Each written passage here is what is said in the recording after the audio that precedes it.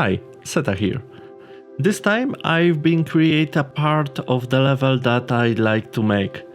In this video I will show you the different stage of the creation process, as it took me over 15 hours to complete.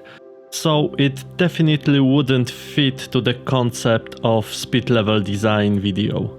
By the way, I am happy to announce that the partner of this video is Goatogrammetry, the creator of well-known Castle Valley collection Part 1. If you haven't seen it yet, the Castle Valley is a collection of over 100 models created based on the real object and made entirely with photogrammetry.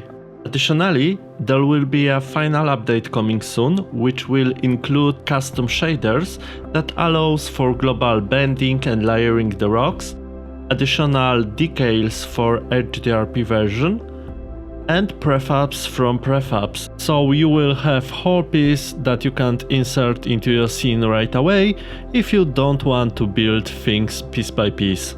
Soon the War Ant pack will also be available, which is already 19% complete, and will include 5 ultra high quality matching monsters with full animation, sounds, basic movement script, and some really interesting looking vegetations and rocks.